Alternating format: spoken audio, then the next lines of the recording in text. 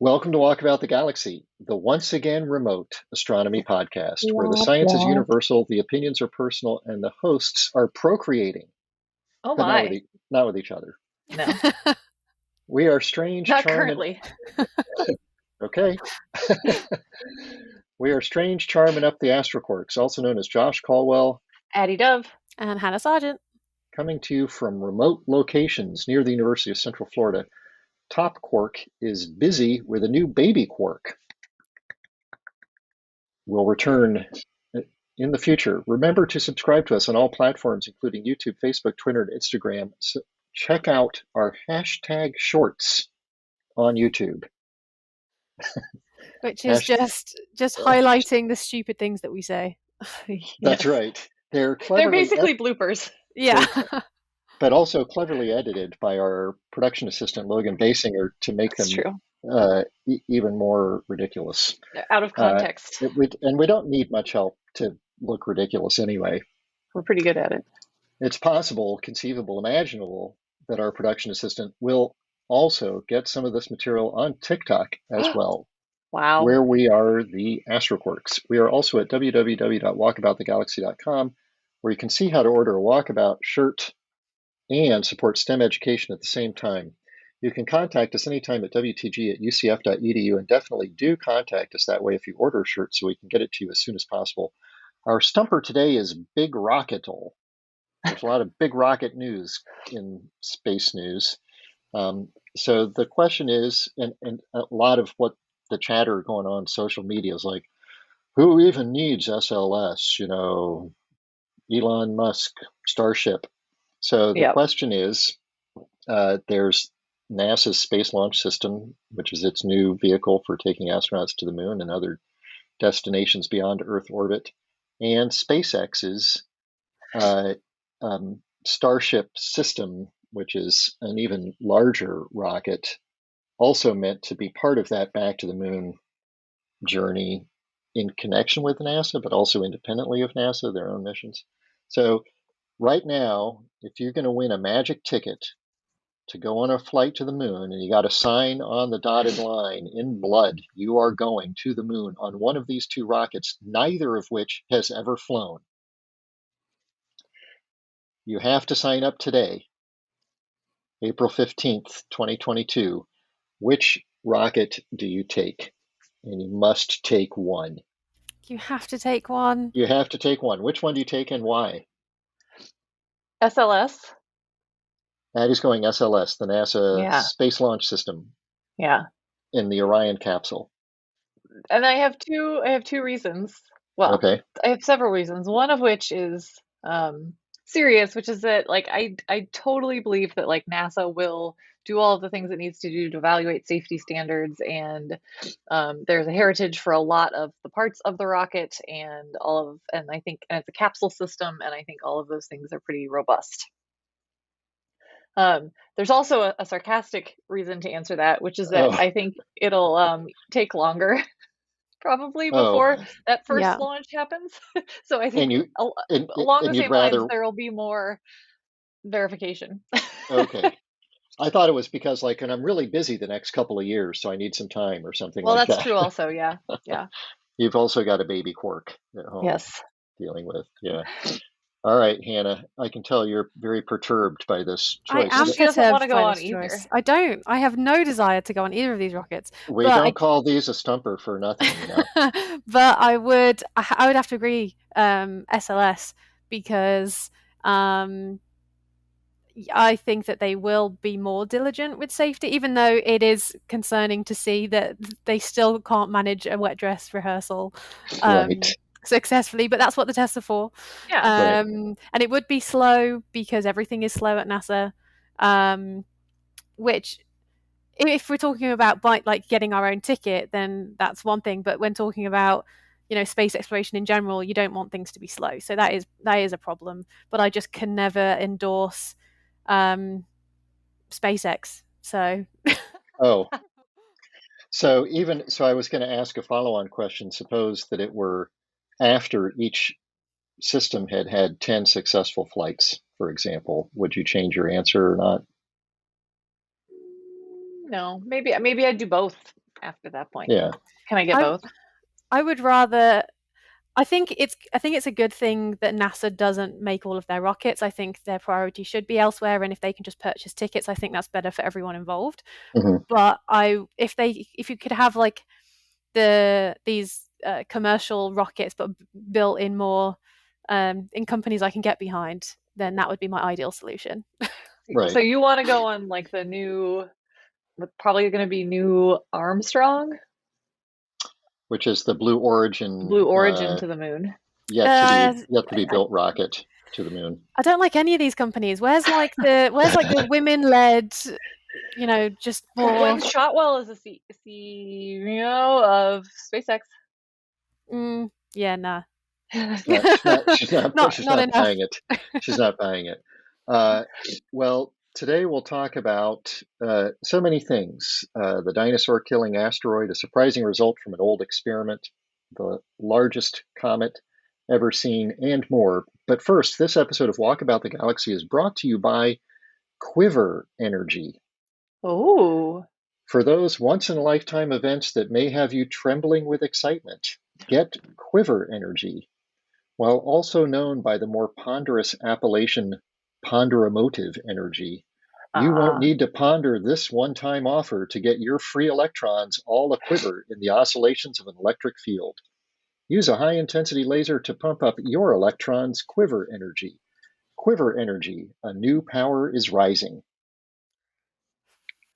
Ooh. So while you're contemplating a new power is rising, Quiver Energy is something I had not heard of until today. Oh, good. Me neither.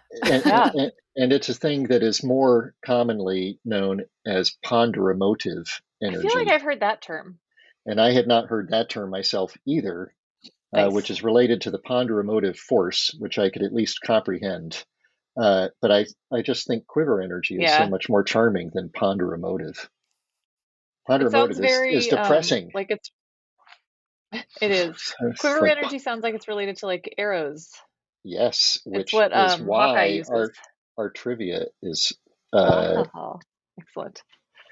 Actually, that's not right. Oh. It's not. Our trivia is related to the sponsor, but a new power is rising is related to what you just said, Addie. Oh. What did you say again? Arrow.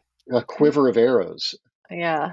Right? For whatever, that's the word that's used for your collection of arrows. And I don't know if that's the thing that you put the arrows in is the quiver. It's the thing you put the arrows in. Yeah. I was going to say something like Star Wars, but... So you're on a really good track because it have to do with arrows and it has to do with a movie franchise. A new power is rising. Is it Hunger Games? That's also a good guess, but not quite there. Is it not Hawkeye? No. Is it like New Mutants or something? No. Hannah's just punting on this one completely. I've got nothing. It's the Lord of the Rings, the Two Towers. Oh. But I'm really impressed with how, we were on the same wavelength there. Yeah. And so we'll come back to a different aspect of quiver energy in the trivia a little bit later. So mentioning SLS. Yeah. And Hannah, you were mentioning they can't manage to get the wet dress rehearsal. Yes. They're still trying. I know there's a little bit of chatter of people saying, oh, just, if things aren't working, just bring it in, just roll it back and just, let's fix this valve issue instead of just like plowing ahead with a limited wet dress rehearsal. So basically what they're trying to do is just like fill the gas tank for this rocket out there on the launch pad.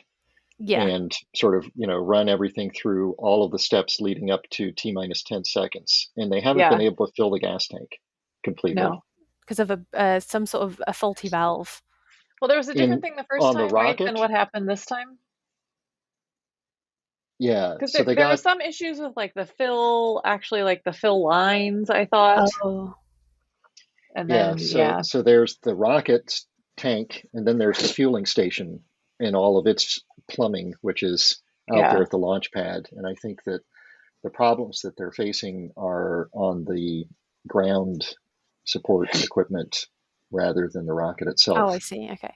Yeah, and I don't know. I've been reading the NASA feed, and so maybe I've been reading their propaganda. But I do like I feel like we've watched SpaceX blow up their things a number of times, right? Like so the fact that like they're going through this dress rehearsal and like they're stopping because there's a leak in a valve is like, okay, well that happens as you're doing things, right? Like I don't think it's I mean it sucks because it is making it go slower, but like I don't know. It's Yeah, just how things happen, right? You have it to test is. things and they're going to break. It's not going to work the first time. Let me tell you. Yeah, A brand new system is not going to go through smoothly. Yeah. This right, is to right. be expected. Yeah. It's a big, complicated system in every way you can imagine. Yeah. Then we did have a launch that we had referred to previously, the AX-1 mission. Is that what it's called, Addie? Yep. Yep. It's the Axiom. It's the first private mission to the International Space Station, and it's on a SpaceX vehicle. But these astronauts are now up on the ISS, and they are doing research actually. So they are allowed to be called astronauts because you have to like now do something on orbit in order to be called an astronaut. Are they doing it purely for that reason? I don't think so. I don't think Okay. so because It's they're probably doing because there's like I what think you else could is do there the to do? minimum. What? It's sort of like, what else are you going to do? True. Yeah. I mean, so I think you could just do a minimum amount of things, and they're doing a lot. Like they're doing some biology things, some Earth observation stuff. And so I think it's reasonable. Although I did read something today that they had a few of them had some issues with motion sickness or zero Space gravity sickness sickness or while they were space up. Space sickness. adaptation sickness or whatever Yeah. they call it. Yes. Yeah. Yeah. Because only the one guy, Michael LA, like he's been up before because he's an ex-NASA astronaut, but the other two are He's a just professional tourists. astronaut, Yeah. or Yeah. a retired Like a professional astronaut. government astronaut. Yeah. Because I guess so, and the others they will have gone through some training, Yeah. Absolutely. but not enough, Yeah. perhaps, to mitigate against this kind of. Well, Or yeah, and you it's can't train for more than, a minute or two of zero G, and really more than 10 seconds Yeah. unless you go yeah. on a rocket. So Yeah.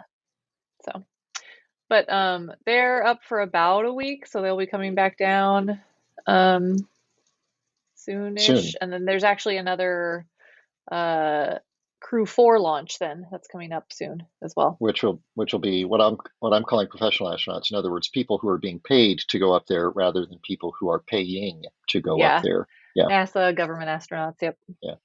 Um, so we have a number of relatively short science updates that sort of fall maybe in the space news category. One of them, we've talked before about interstellar meteoroids or interstellar comets, objects that we see traveling through our solar system, and by extrapolating their orbits back, we can tell that they are not part of our solar system. They didn't originate with the sun and the planets.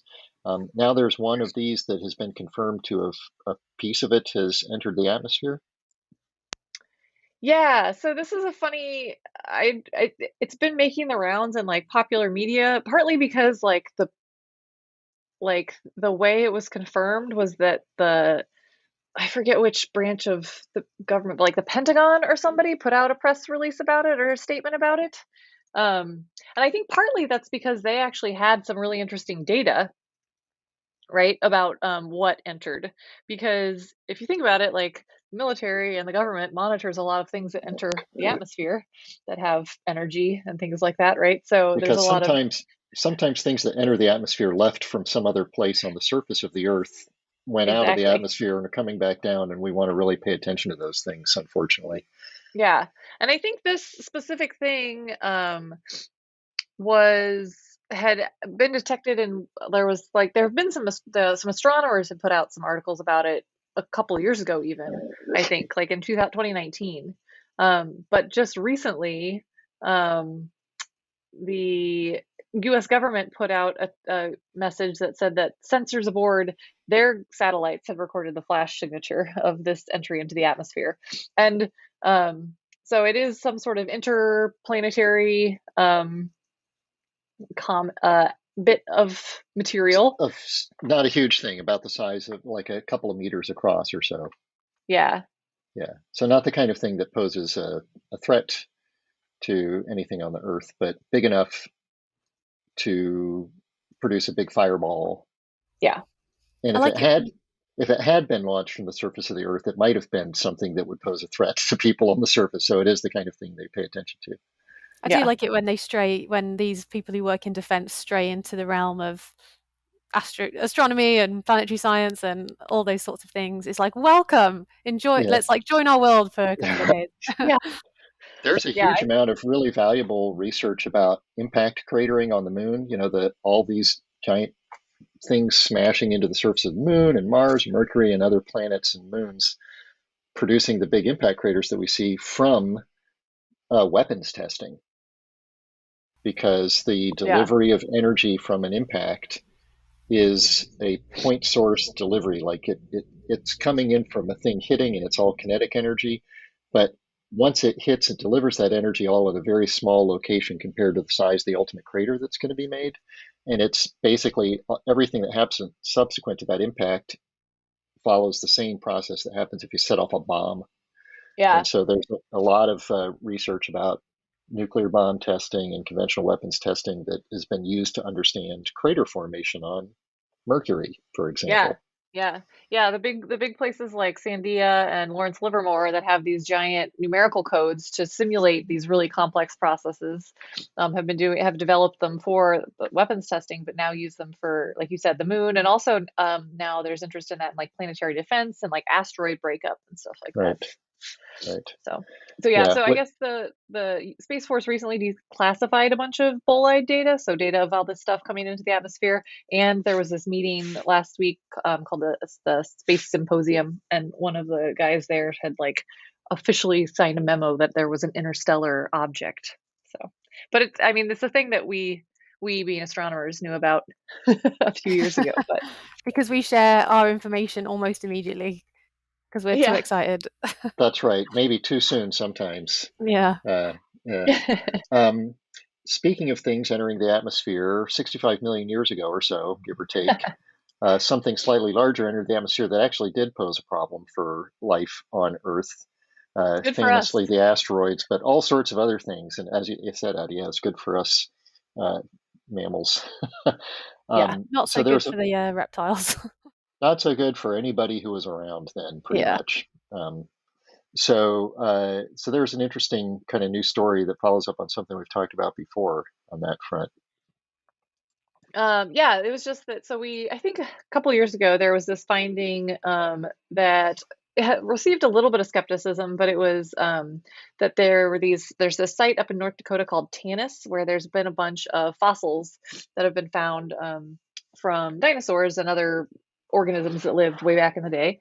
And back then they discovered that there were these fish and maybe some other things that had like glass spherules and stuff like that were basically from the fish that were from the fact that there had been debris raining down due to the impact event and like tsunami and giant waves that had come and like caused great detriment to all the plants and animals in the landscape. And so it was this combination of events from this impact that like killed the fish, and they breathed in these glass spherules and things like that. So there's just a new, I guess one of the guys who was doing some of that discovery, has some more things where maybe some of these little spherules have some bits of dirt in them. And by dirt, I mean space dirt. So like actual bits of the meteorite that hit, the meteor that hit. And so this hasn't been analyzed or anything. But there's like potential for actual bits of the Chicxulub impacting body to be analyzed. But it's all very like, ooh, maybe, but maybe not. Right. Well, years and years and years ago, I was at a conference on believe it or not, there actually was a scientific conference on catastrophic fragmentation or something like that of small bodies. I believe it. Something like that. So there's like a scientific meeting in Italy about breakup of moons and comets and asteroids by collisional impacts. And I was at that meeting. I was a pretty new and young person in the field at the time. And the sort of social event, or one of our special events, was to go out to the road cut near Gubbio, Italy, where the Cretaceous Tertiary boundary layer was exposed, and where the Alvarez father and son team and their collaborators had collected samples and identified enhanced levels of iridium in that layer, which was sort of one of the key pieces of evidence indicating that an asteroid had hit the Earth and had deposited these, asteroid levels of different elements all over the Earth, confirmed by measurements, at other places around the world.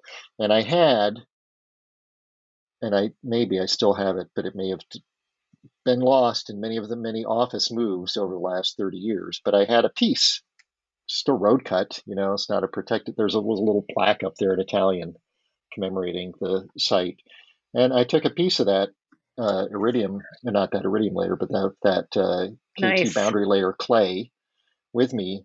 And I worked out that if there was a uniform distribution of atoms from that asteroid over the Earth, there were some in that piece of clay, but not particles, right? Some atoms, some number of iridium atoms and other atoms that originated in that asteroid there. Excellent. Anyway, we'll keep nothing you could measure, unfortunately. Nothing I could measure for sure. Yeah. I think they have they've done some initial measurements that seems to have elevated amounts of like iron and nickel, which would indicate an asteroid potentially. So yeah, I mean, one of the interests of this would be to find out, was it an asteroid? Was it a comet? Was it a stony asteroid? Was it an iron asteroid? So it'd be interesting to know. Well, if only the dinosaurs could tell us. Yeah. Where's their written record? I know. It's a reminder to all of us to take better notes. Yes. Speaking of big things that can smack into the Earth, comets. And we have a new superlative in the comet realm. This is biggest comet nucleus ever. Right. So that's the solid chunk of ice or whatever that when we see a comet in the sky or with our telescopes, we're never seeing that. We're just seeing the ice that evaporates off it. And typically those things are just a few kilometers across, or even smaller sometimes. Halley's Comet is like maybe 10 kilometers across. It's a pretty big one. This one is over 100. So is it going to have a flyby? Are we going to see it? No. Unfortunately. It's only going to come about 10 AU away from to the sun. So that's Saturn distance. So it probably won't develop much of a corona or anything? Not visible to like amateur, pull out your binoculars or see it with the naked eye. It will probably be doing enough activity that professional telescopes will be able to see stuff that's coming off it, because it's probably got a lot of very volatile stuff that hasn't come close to the sun before that'll be boiling off, even at that distance where it's really still super cold. Mm-hmm. Yeah. One of the hard things with comets is, as you mentioned, is always to actually figure out what the size of the nucleus is. It's very hard because when they're close enough that they're bright enough that we can observe them, they typically have this coma around them or have tails and are venting gases, and so that sort of puffs up what we visually observe. And so actually, like getting to what the nucleus is pretty hard with observations. But they typically, go ahead. Nope. These small things, we sort of kind of guesstimate how big they are because we don't actually see. We can't measure the distance from the left edge to the right edge because they're so small and so far away. You see how much light is reflected from it, and you know how far away it is, and then you say, well, if it's as reflective as the moon, then to be shining this much light back at me, it would be this big. And then the real constraint comes in when you can also measure if it's emitting thermal radiation that you can detect. That provides a separate indication of how much surface area there is that's sort of independent of that reflectivity, which is usually a sort of a guesstimate. Yeah. And this is the comet that was observed with Hubble. They've observed it with other instruments before, so it was discovered in 2014. But they did some newer observations with Hubble to try to get a better idea of its size and its or just of its size and its nucleus size specifically. And it's far enough out still that there's not a lot of a coma. They have to do some estimates about how much it is and how it changes in the different observations, and that's affected by how much dust or gas is being produced, and also by solar radiation pressure and a few other things that make it asymmetric even that far out.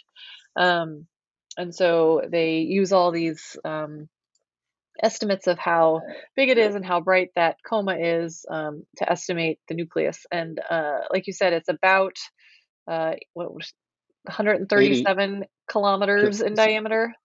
Yeah, or it's 85. 85 miles, so something over 100 kilometers across.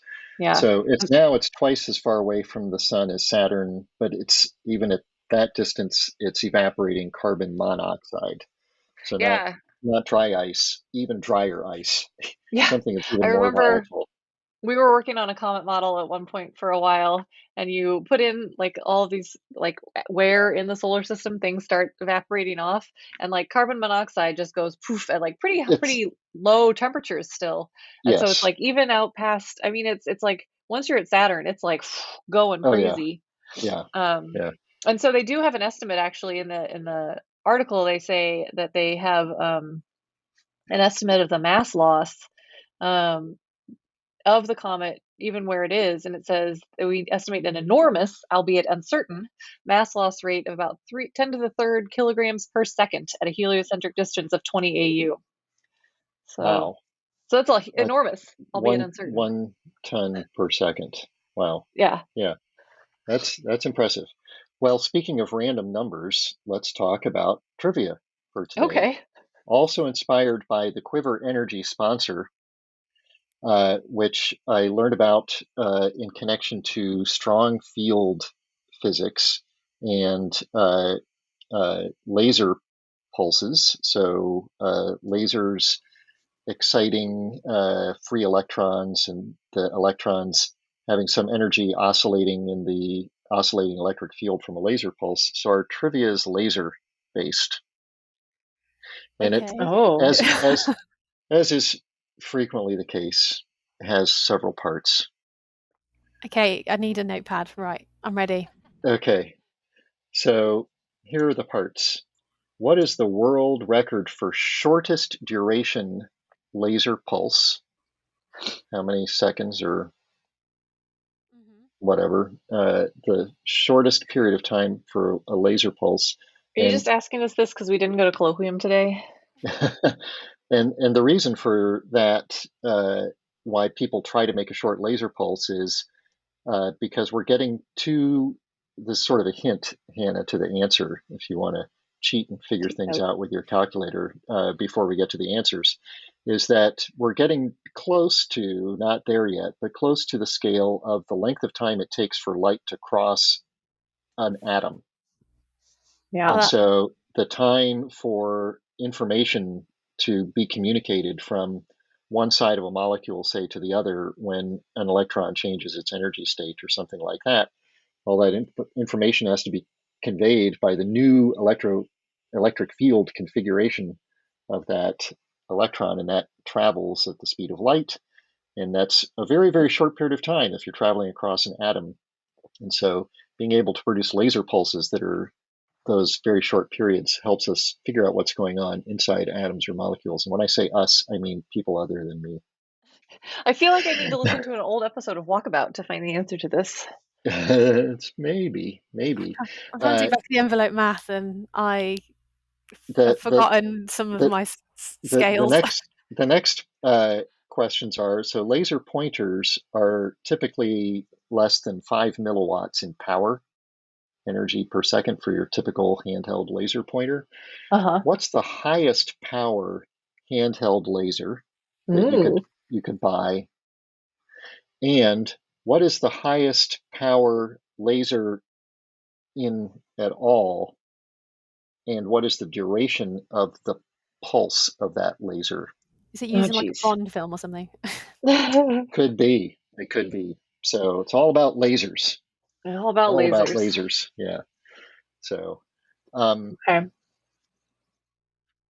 I was trying to think of a good segue from that to microlensing, and I failed completely. Gravitational microlensing. So, but it's one of my favorite ways to detect planets. Not that makes it sound like I detect planets that way. I don't, but it's one of my favorite ways. It's one of my favorite things to read about other people detecting planets. So this is the first time I've actually read about this technique, and I thought it was Ooh. really cool. So I know in a recent episode we talked about gravitational lensing being used to discover something really far. Is it the furthest star? Something like that. Yep. And so Yes. there's an article that's coming out. There's a paper that's just been released coming from the University of Manchester, and they are using this gravitational microlensing to help find planets. And this is an established technique that has been used before, but this is the first time it's been done with a space-based telescope. So this is actually they've used data from Kepler. So they've actually gone back and applied it like an algorithm to the data sets that they recorded. And they were able to identify this it's a signature like spike in the light that you see from stars. So you'd have to have a star that is directly behind another star that has a planet orbiting it. So as the So the star foreground star has a planet. foreground star has a planet, and then you have this background star, which creates like they call it. I think it's an Einstein ring.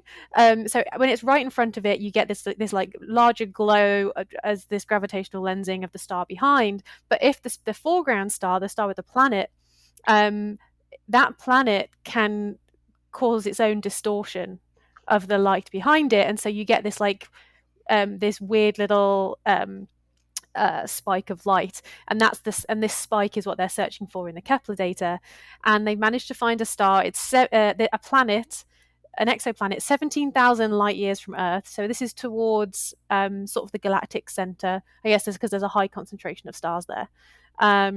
And they found a Jupiter-sized planet at a distance roughly the same distance that our Jupiter is. So, That's pretty from exciting. their star, but the star is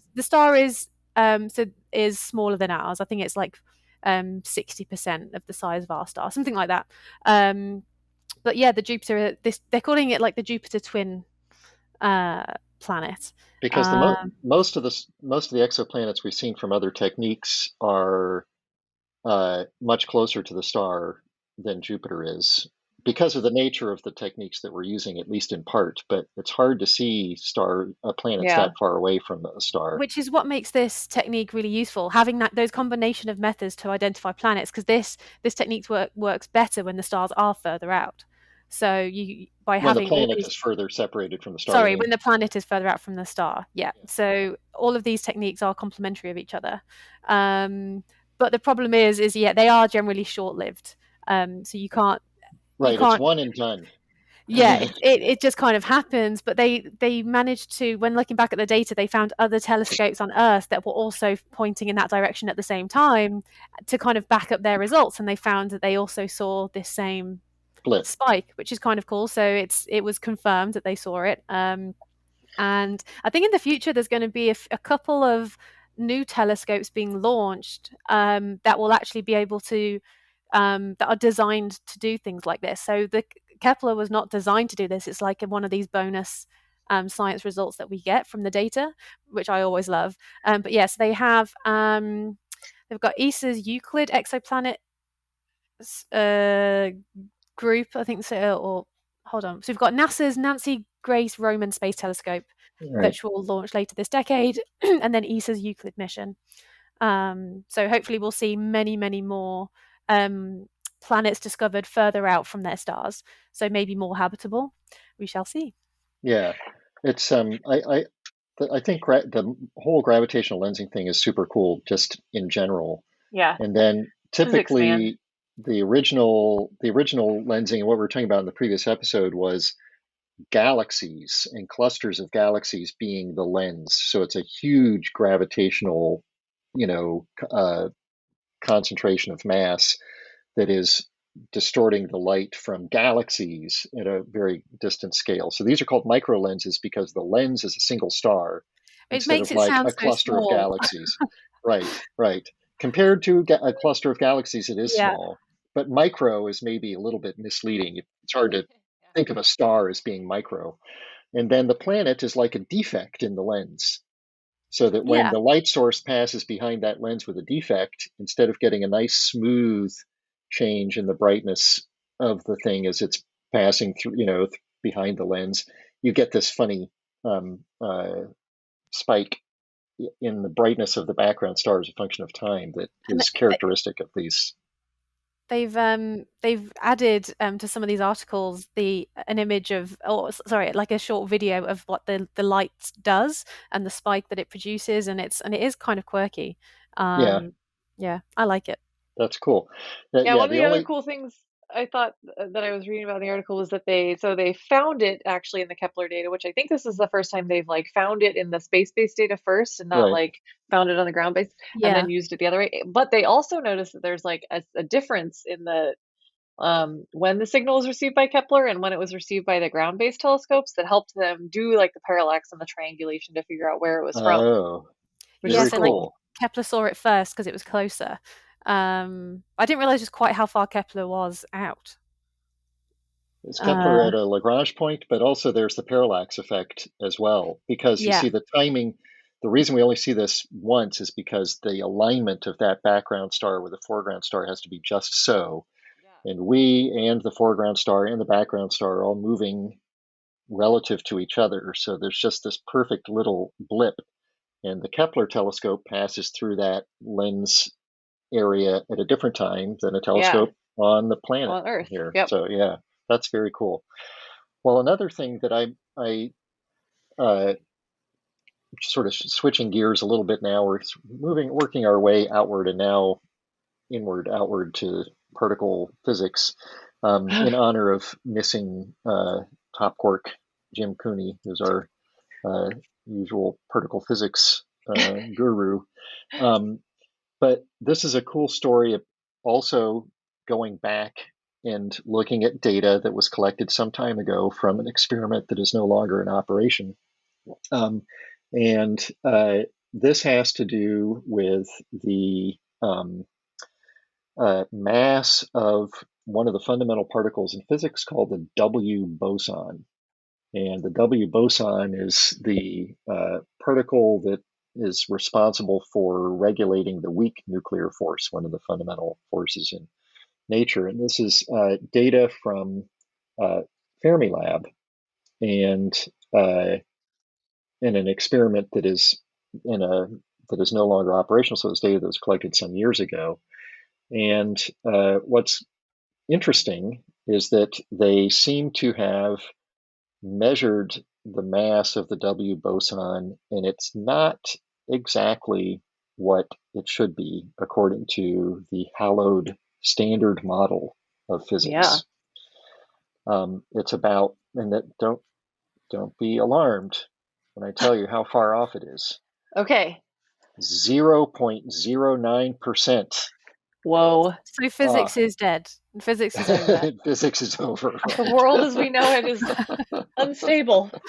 That would be an awesome cartoon. Is like, the science come out. It's like we were expecting the answer to be 1, and it's 1.0009. And then the next frame is all the scientists are like, yeah, pulling their hair out and ripping, weeping and everything. Burning books. Yes. Their papers. But actually, so first, it's a result to be confirmed by further studies and experiments because measuring the mass of these particles is super tricky. But I'll go into why that is in a second. But what I kind of like about it is if it holds up, first it points a direction to like where there might be some new physics and where the standard model is incomplete, and scientists wouldn't actually be, screaming and crying. They'd be super excited because there's something new going on to learn They get about. to write new research proposals. Right. New physics.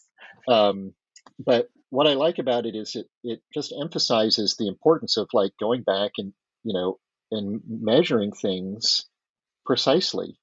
And Yeah. there are many, many examples in science where tracking down a little tiny discrepancy revolutionizes our understanding of things. And I'll give two examples. The first one goes back to Kepler and Tycho Brahe. And Kepler really wanted the planets to be orbiting in circles. And he could kind of make it work, except for one of Tycho's measurements of Mars. And that measurement didn't agree with Kepler's circular orbits model by 8 arc minutes, which in those days, with pre-telescopic observational astronomy days, that's a small angle. But Tycho was a very careful observer, and Kepler said, I got to explain those little 8 arc minutes, and that led to this complete revolution of understanding that planets orbit in ellipses, which then connected to the law of gravity. And then the second one is Mercury's precession, which didn't quite line up with Newtonian physics. The precession, in other words, the rotation of the egg shape of Mercury's orbit, was a little bit off. And that was one of the things that pointed out there's a problem with Newtonian physics that led to general relativity. So these little tiny differences, and we don't know if this 0.09% will hold up because it's so tricky to measure the mass, because what happens, the W boson, which you're trying to measure, decays into a bunch of other particles, and most of the mass becomes energy of those other particles. And so you have to measure the energy of those particles. And some of the particles you can see, but some of them, there's a neutrino which leaves no trace, and so you don't know how much energy is carried there. So anyway, it's a big, tricky mess that more capable people than I will tackle in the years to come. Yeah, and it's one of these things where the data, like you said, it's old data from an older experiment. And there are more recent experiments that have gotten measurements, but they have better computer algorithms and better ways to like crunch the numbers, right, for these models now. And that makes it could potentially, like in this case, make a big difference in that they were able to get this more precise number too. It's not just that it's different, it's that it's a more precise the error bar has come estimate. down. The error bar is smaller. So that 0.09 is now statistically significant. Yeah. Well, talking about numbers, big and small, what is the duration of the shortest laser pulse to date? And my hint about figuring things out, Hannah, with your calculator would have been figuring out how much time it takes for light to traverse an atom, say. Yeah, I think my math's wrong.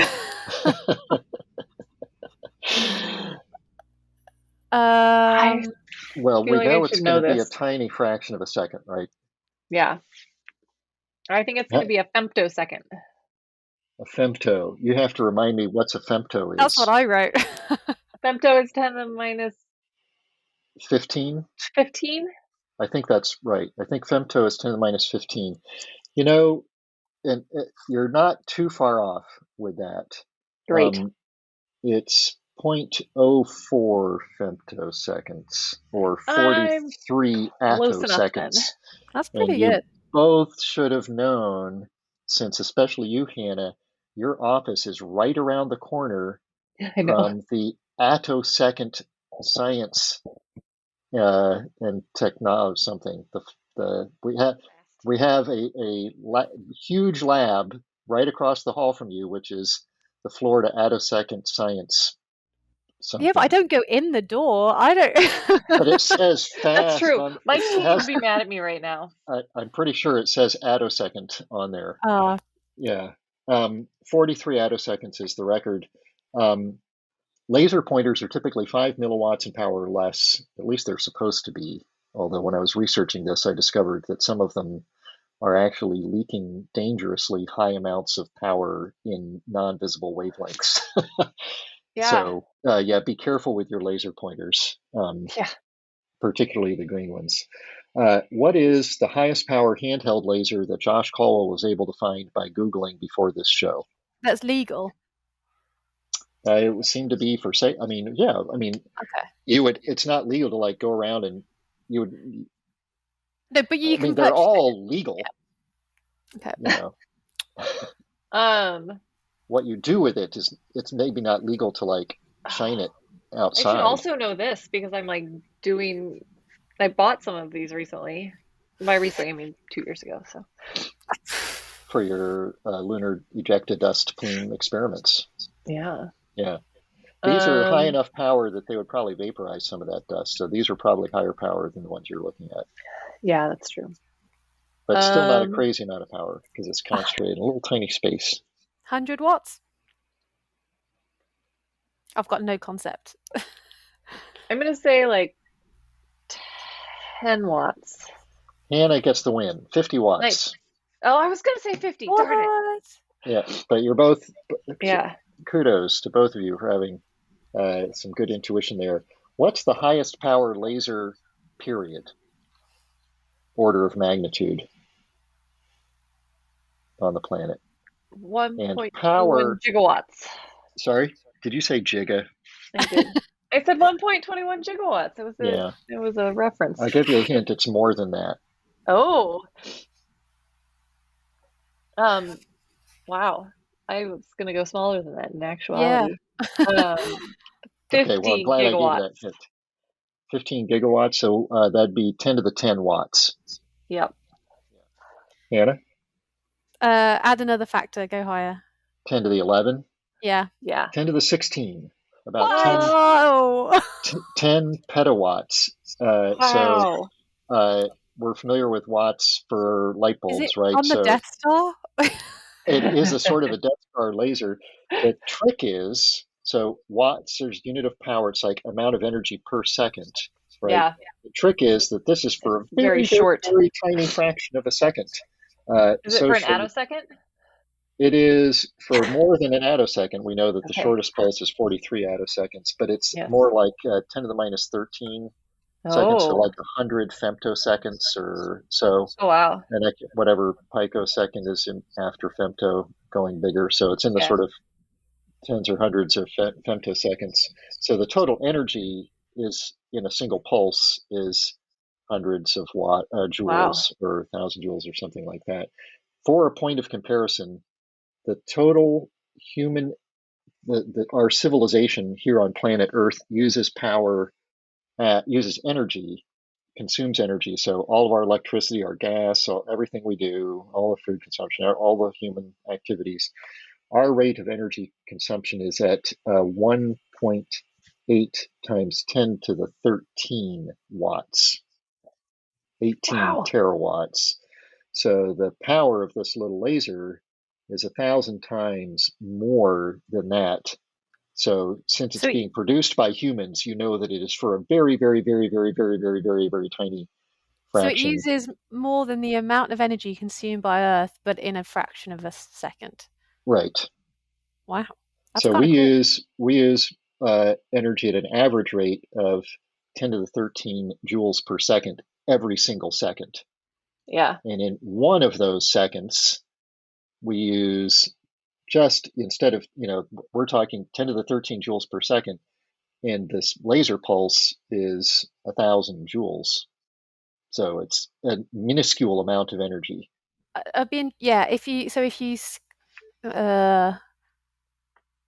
If you were to scale it across a second, if you were to average that across a second, what would that? Well, Is it because then you can compare it, right?